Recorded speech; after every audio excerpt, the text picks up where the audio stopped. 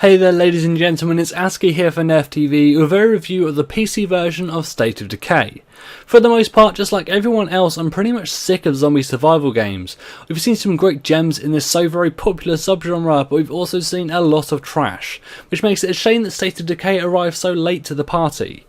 Although the console version arrived last summer, the full PC release took a little while longer to come out, and by the time it arrived I wasn't sure if I could even bring myself to fight through the shambling and moaning masses all over again. But I am very glad I did. Although the game is riddled with bugs and other issues, its concept and design was great. State of Decay is more of a zombie survival simulator than anything else. The game is based around keeping yourself and your fellow survivors alive by maintaining resources, fixing problems as they arise, and keeping everyone happy. The characters themselves are written with the broadest of strokes possible. Very few have any backstory, and those that do are pretty uninteresting and bland. However, you can control a wide selection of the characters, and as you take them out on missions and as they narrowly escape death to bring back medicine or food to the base, they begin to come to life as you the player write the story. The more you play a character, the more they level up and the more you get attached to them. And the game does a good job of getting you to play different members of the group as you start to care about their well-being rather than just being bland NPC cannon fodder.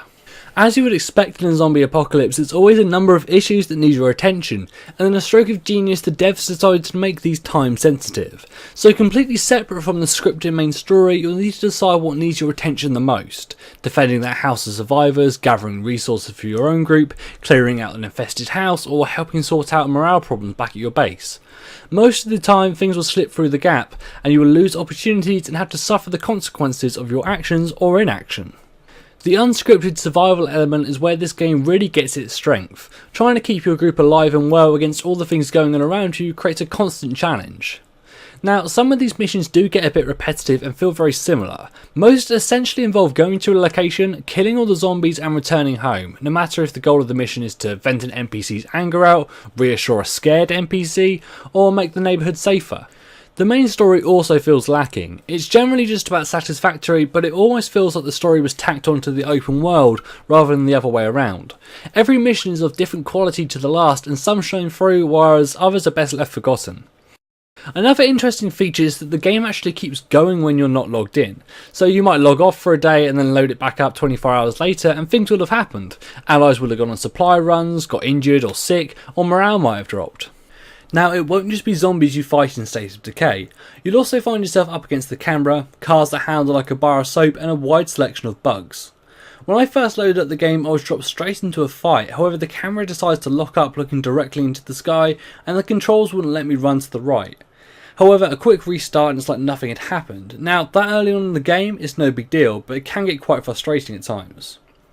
Frame drops are also prevalent. My machine is well above par with the specs the Steam page recommends, but the sluggishness and the stutters can be an annoyance that even the graphics settings can't help with.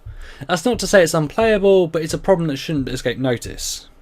As far as mechanics go, I also have my issues. The whole simulation and management part of the game is great, but I can't help but feel many of the other aspects only just cover the basics.